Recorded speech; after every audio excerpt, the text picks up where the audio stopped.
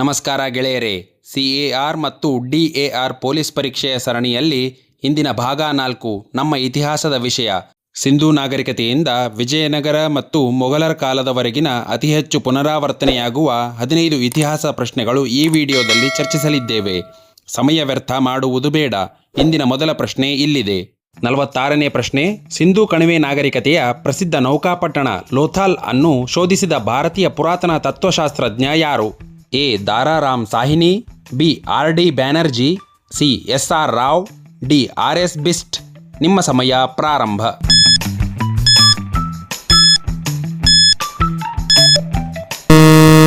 ಸರಿಯಾದ ಉತ್ತರ option C, S.R. Rao. ಇವರು 1954ರಲ್ಲಿ ಗುಜರಾತಿನಲ್ಲಿ ಸಿಂಧೂ ಕಣಿವೆ ನಾಗರಿಕತೆಯ ಪ್ರಸಿದ್ಧ ಹಡಗುಕಟ್ಟೆ ಇರುವ ಲೋಥಾಲ್ ತಾಣವನ್ನು ಪತ್ತೆ ಹಚ್ಚಿ ಉತ್ಪನ್ನ ಕಾರ್ಯದ ನೇತೃತ್ವ ವಹಿಸಿದ್ದರು. ದಾರಾರಾಮ್ ಸಾಹಿನಿ ಇವರು ಹರಪ್ಪ ಶೋಧಕರು. R.D. ಬ್ಯಾನರ್ಜಿ ಇವರು ಮೊಹೆಂಜೊದಾರೋ ಶೋಧಕರು. R.S. ರಾವ್ ಇವರು ಲೋಥಾಲ್ ಶೋಧಕರು. R.S. ಬಿಸ್ಟ್ ಇವರು ದಾಲಾವೀರ ಶೋಧಕರು. 47ನೇ ಪ್ರಶ್ನೆ. ತನ್ನ ನಾಣ್ಯಗಳ ಮೇಲೆ ವೀಣೆ ನುಡಿಸುತ್ತಿರುವ ಚಿತ್ರವನ್ನು ಮುದ್ರಿಸಿ ಕವಿರಾಜ ಎಂಬ ಬಿರುದು ಪಡೆದ ಗುಪ್ತರ ದೊರೆ ಯಾರು? A. Chandragupta 1, B. Samudragupta, C. Vikramaditya, D. Skandagupta. ನಿಮ್ಮ ಸಮಯ ಪ್ರಾರಂಭ.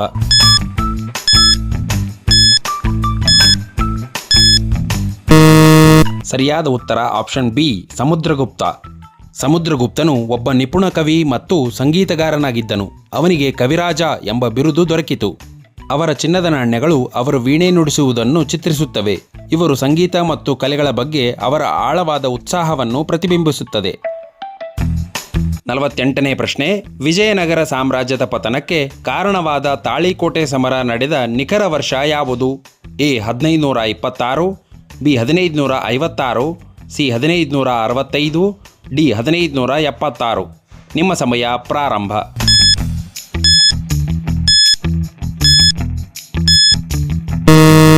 ಸರಿಯಾದ ಉತ್ತರ ಆಪ್ಷನ್ ಸಿ, 1565. ಯುದ್ಧದ ಪ್ರಮುಖ ವಿವರಗಳು. ದಿನಾಂಕ ಜನವರಿ 23, 1565. ಸ್ಥಳ ತಾಳಿಕೋಟೆ, ರಕ್ಕಸ ಮತ್ತು ತಂಗಡಿ ಎಂಬ ಗ್ರಾಮಗಳ ಹತ್ತಿರ. ಪಾಲ್ಗೊಂಡವರು ವಿಜಯನಗರ ಸಾಮ್ರಾಜ್ಯ ಹಾಗೂ ದಕ್ಕನ್ ಸುಲ್ತಾನರ ಒಕ್ಕೂಟ, ಬಿಜಾಪುರ, ಅಹಮದ್ನಗರ, ಬಿಡಾರ ಮತ್ತು ಗೋಲ್ಕಂಡ. ಪರಿಣಾಮ ವಿಜಯನಗರ ಸಾಮ್ರಾಜ್ಯದ ಅಧಿಪತನಕ್ಕೆ ಈ ಯುದ್ಧವು ಮುಖ್ಯ ಕಾರಣವಾಯಿತು. 49ನೇ ಪ್ರಶ್ನೆ. ಮೊಘಲರ ಕಾಲದ ಪ್ರಸಿದ್ಧ ಕೃತಿ ಆಯಿನೆ ಅಕ್ಬರಿ ಯನ್ನು ರಚಿಸಿದವರು ಯಾರು? A. Gildhani Begum, B. Abul Fazal, C. Faizi, D. Badauni. ನಿಮ್ಮ ಸಮಯ ಪ್ರಾರಂಭ.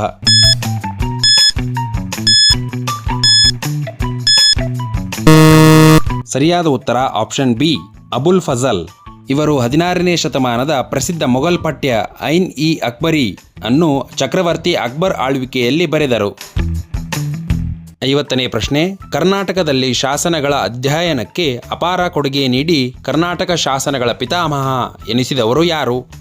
A. J.F. Fleet, B. B.L. Rice, C. Colonel Mackenzie, D. ಡಾ. M.H. ಕೃಷ್ಣ. ನಿಮ್ಮ ಸಮಯ ಪ್ರಾರಂಭ.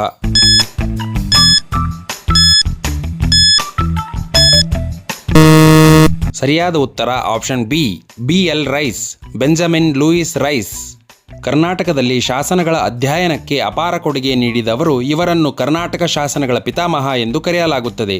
ಇವರು ಪ್ರಸಿದ್ಧ ಎಪಿಗ್ರಾಫಿಯಾ ಕರ್ನಾಟಿಯಾ ಸಂಪುಟಗಳ ಮೂಲಕ ಮೈಸೂರು ಮತ್ತು ಕರ್ನಾಟಕದಾದ್ಯಂತ ದೊರೆತ 9,000ಕ್ಕೂ ಹೆಚ್ಚು ಶಾಸನಗಳನ್ನು ಸಂಗ್ರಹಿಸಿ ಸಂಪಾದಿಸಿ ಪ್ರಕಟಿಸಿದ್ದಾರೆ. J.F. ಪ್ಲೀಟ್ ಇವರು ಉತ್ತರ ಕರ್ನಾಟಕ ಭಾಗದ ಶಾಸನಗಳ ಸಂಶೋಧನೆಯಲ್ಲಿ ಪ್ರಮುಖರಾಗಿದ್ದಾರೆ. ಕರ್ನಲ್ ಮೆಕೆಂಜೆ ಇವರು ಹಸ್ತಪತ್ರಿಕೆಗಳು ಮತ್ತು ಐತಿಹಾಸಿಕ ಸ್ಥಳಗಳ ಸಮೀಕ್ಷೆ ನಡೆಸಿದವರು. ಡಾ. M.H. ಕೃಷ್ಣ ಇವರು ಮೈಸೂರು ಪುರಾತತ್ವ ಇಲಾಖೆಯ ನಿರ್ದೇಶಕರಾಗಿ ಸೇವೆ ಸಲ್ಲಿಸಿದವರು. 51ನೇ ಪ್ರಶ್ನೆ.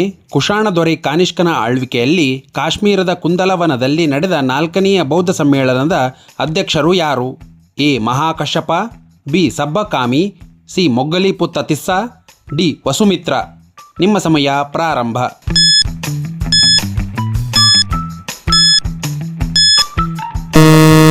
ಸರಿಯಾದ ಉತ್ತರ ಆಪ್ಷನ್ ಡಿ, ವಸುಮಿತ್ರ.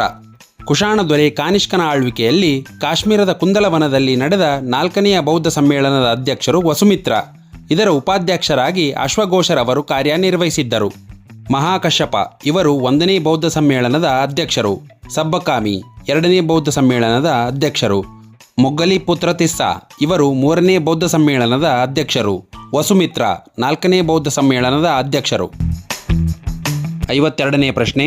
ಇಮ್ಮಡಿ ಪುಲಿಕೇಶಿಯು ನರ್ಮದಾ ನದಿಯ ದಂಡೆಯಲ್ಲಿ ಹರ್ಷವರ್ಧನನನ್ನು ಸೋಲಿಸಿದ್ದನ್ನು ವಿವರಿಸುವ ಶಾಸನ ಯಾವುದು? ಎ. ಹಾದಿಗುಂಫಾ ಶಾಸನ, ಬಿ. ಐಹೊಳೆ ಶಾಸನ, ಸಿ. ನಾಸಿಕ್ ಶಾಸನ, ಡಿ. ಅಲಹಾಬಾದ್ ಸ್ತಂಭ ಶಾಸನ. ನಿಮ್ಮ ಸಮಯ ಪ್ರಾರಂಭ.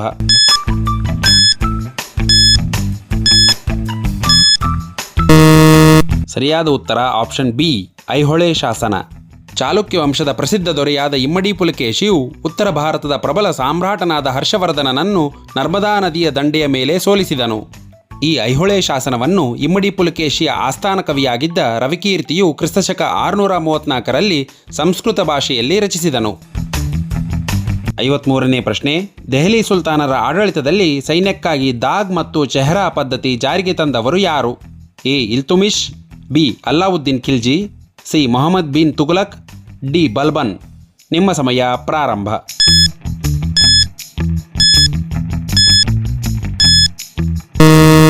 ಸರಿಯಾದ ಉತ್ತರ ಆಪ್ಷನ್ ಬಿ, ಅಲ್ಲಾವುದ್ದೀನ್ ಖಿಲ್ಜಿ. ದೆಹಲಿ ಸುಲ್ತಾನರ ಆಡಳಿತದಲ್ಲಿ ಸೈನಿಕರ ಮತ್ತು ಕುದುರೆಗಳ ಬಗ್ಗೆ ಖಚಿತ ಮಾಹಿತಿ ಪಡೆಯಲು ಹಾಗೂ ಭ್ರಷ್ಟಾಚಾರ ತಡೆಯಲು ದಾಗ್ ಅಂದರೆ ಕುದುರೆ ಮುದ್ರೆ ಮತ್ತು ಚೆಹ್ರಾ ಅಂದರೆ ಸೈನಿಕರ ವಿವರಣಾತ್ಮಕ ಗುರುತಿನ ಚೀಟಿ ಪದ್ಧತಿಯನ್ನು ಜಾರಿಗೆ ತಂದವರು ಅಲ್ಲಾವುದ್ದೀನ್ ಖಿಲ್ಜಿ. ದಾಗ್ ಯುದ್ಧಕ್ಕೆ ಉತ್ತಮ ಗುಣಮಟ್ಟದ ಕುದುರೆಗಳನ್ನು ಖಚಿತಪಡಿಸಿಕೊಳ್ಳಲು ಕುದುರೆಗಳ ಮೇಲೆ ಬ್ರ್ಯಾಂಡ್ ಅಥವಾ ಮುದ್ರೆ ಹಾಕುವ ಪದ್ಧತಿ. ಚೆಹ್ರಾ ಸೈನಿಕರ ವಿವರವಾದ ವಿವರಣೆಗಳನ್ನು ದಾಖಲಿಸುವ ಮೂಲಕ ನಕಲಿ ಸೈನಿಕರನ್ನು ತಡೆಯುವ ಗುರುತಿನ ಪದ್ಧತಿ. ಇತರ ಸುಧಾರಣೆಗಳು ಸೈನಿಕರಿಗೆ ನಗದಾಗಿ ವೇತನ ನೀಡುವುದು ಮತ್ತು ಮಾರುಕಟ್ಟೆ ನಿಯಂತ್ರಣ ಕ್ರಮಗಳನ್ನು ಜಾರಿಗೆ ತಂದರು. 54ನೇ ಪ್ರಶ್ನೆ. ಮೌರ್ಯ ಚಕ್ರವರ್ತಿ ಬಿಂಬಿಸಾರನ ಆಸ್ಥಾನಕ್ಕೆ ಭೇಟಿ ನೀಡಿದ ಸಿರಿಯಾದ ರಾಯಭಾರಿ ಯಾರು? A. Megasthenes, B. Deimachus, C. Fahien, D. Hiuen Tsang. ನಿಮ್ಮ ಸಮಯ ಪ್ರಾರಂಭ.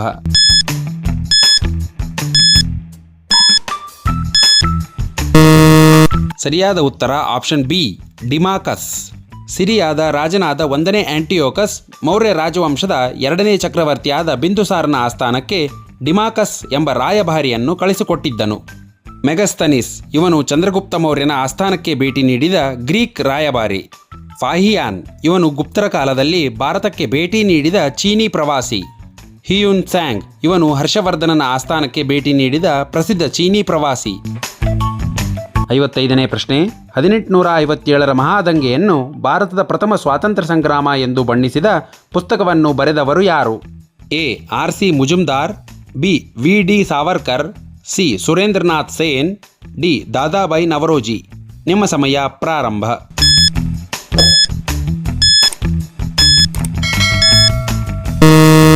ಸರಿಯಾದ ಉತ್ತರ option B, V. D. Savarkar. 1857ರ ಮಹಾದಂಗೆಯನ್ನು ಭಾರತದ ಪ್ರಥಮ ಸ್ವಾತಂತ್ರ್ಯ ಸಂಗ್ರಾಮ ಎಂದು ಬಣ್ಣಿಸಿ the Indian war of independence ಪುಸ್ತಕವನ್ನು ಬರೆದವರು. 56ನೇ ಪ್ರಶ್ನೆ. ದೆಹಲಿ ಸುಲ್ತಾನತೆಯಲ್ಲಿ ಶಕ್ತಿಶಾಲಿಯಾಗಿದ್ದ 40ರ ಬಳಗವನ್ನು ವಿಸರ್ಜಿಸಿದ ಸುಲ್ತಾನ ಯಾರು? A. Qutubuddin Aibak, B. Ghiyasuddin Balban, C. Razia Sultana, D. Firoz Shah Tughlaq. ನಿಮ್ಮ ಸಮಯ ಪ್ರಾರಂಭ.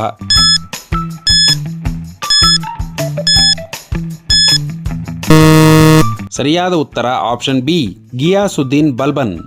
ಈ 40ರ ಬಳಗವನ್ನು ಸ್ಥಾಪಿಸಿದವರು ಇಲ್ತುಮಿಶ್. ಈ ಗುಂಪು ಸುಲ್ತಾನರ ಅಧಿಕಾರಕ್ಕೆ ಅಡ್ಡಿಯಾಗುತ್ತಿತ್ತು ಮತ್ತು ಬಂಡಾಯಕ್ಕೆ ಕಾರಣವಾಗುತ್ತಿತ್ತು. ಇದನ್ನು ಮನಗಂಡ ಗಿಯಾಸುದ್ದೀನ್ ಬಲ್ಬನ್ ಅವರು ಅಧಿಕಾರಕ್ಕೆ ಬಂದ ನಂತರ ಈ 40ರ ಬಳಗದ ಪ್ರಭಾವವನ್ನು ಮುರಿಯಲು ಮತ್ತು ಅದನ್ನು ಸಂಪೂರ್ಣವಾಗಿ ವಿಸರ್ಜಿಸಲು ನಿರ್ಧರಿಸಿದರು. ಕುತುಬುದ್ದೀನ್ ಐಬಕ್ ದೆಹಲಿ ಸುಲ್ತಾನರ ಸ್ಥಾಪಕ. ಗಿಯಾಸುದ್ದೀನ್ ಬಲ್ಬನ್ ಚಹಲ್ಗಾನಿಯನ್ನು ವಿಸರ್ಜಿಸಿದವರು.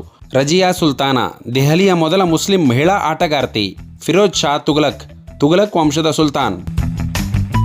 57ನೇ ಪ್ರಶ್ನೆ. ರಾಷ್ಟ್ರಕೂಟರ ರಾಜಧಾನಿಯನ್ನು ಮಾನ್ಯಕೇಟಕ್ಕೆ ವರ್ಗಾಯಿಸಿದ ದೊರೆ ಯಾರು?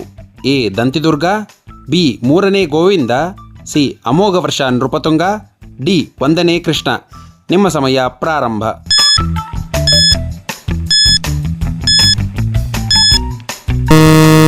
ಸರಿಯಾದ ಉತ್ತರ ಆಪ್ಷನ್ ಸಿ, ಅಮೋಘವರ್ಷ ನೃಪತುಂಗ.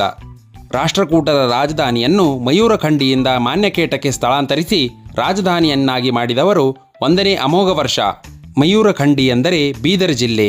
ಮಾನ್ಯಖೇಡ ಎಂದರೆ ಮಳಖೇಡ, ಕಲಬುರಗಿ ಜಿಲ್ಲೆಯ ಸೇಡಂ ತಾಲೂಕಿನಲ್ಲಿದೆ. 58ನೇ ಪ್ರಶ್ನೆ. 1924ರಲ್ಲಿ ಕೇರಳದಲ್ಲಿ ನಡೆದ ಪ್ರಸಿದ್ಧ ವೈಕಂ ಸತ್ಯಾಗ್ರಹದ ಮುಖ್ಯ ಉದ್ದೇಶವೇನಾಗಿತ್ತು? ಎ. ಉಪ್ಪಿನ ಮೇಲಿನ ತೆರಿಗೆ ವಿರೋಧ, ಬಿ. ದಲಿತರಿಗೆ ದೇವಾಲಯದ ರಸ್ತೆ ಪ್ರವೇಶ ಹಕ್ಕು, ಸಿ. ಜಮೀನ್ದಾರಿ ಪದ್ಧತಿ ನಿರ್ಮೂಲನೆ, ಡಿ. ಕಡ್ಡಾಯ ಶಿಕ್ಷಣ. ನಿಮ್ಮ ಸಮಯ ಪ್ರಾರಂಭ.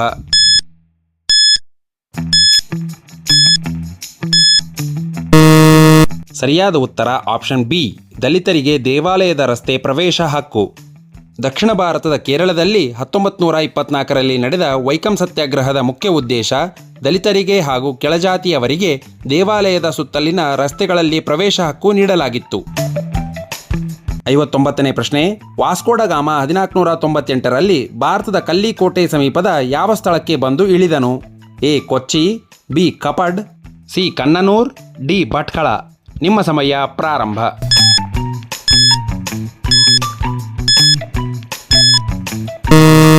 ಸರಿಯಾದ ಉತ್ತರ ಆಪ್ಷನ್ ಬಿ, ಕಪಡ್. ವಾಸ್ಕೋ ಡ ಗಾಮನು 1498ರಲ್ಲಿ ಭಾರತದ ಕಲ್ಲಿಕೋಟೆಯ ಸಮೀಪವಿರುವ ಕಪ್ಪಡ್ ಅಥವಾ ಕಪ್ಪಕ್ಕಡು ಎಂಬ ಸ್ಥಳಕ್ಕೆ ಬಂದು ಇಳಿದನು. 60ನೇ ಪ್ರಶ್ನೆ. ಶಿವಾಜಿಯು ವಿಶಾಲಗಢ ತಲುಪಲು ನೆರವಾಗಲು ಪಾವನಖಿಂದ್ ಕಣಿವೆಯಲ್ಲಿ ಶತ್ರುಗಳನ್ನು ತಡೆದು ಪ್ರಾಣತ್ಯಾಗ ಮಾಡಿದ ಮರಾಠ ಯೋಧ ಯಾರು? A. Tanaji Malusare, B. Baji Prabhu Deshpande, C. Hansraj Nayak, D. Kanhoji Angre. ನಿಮ್ಮ ಸಮಯ ಪ್ರಾರಂಭ.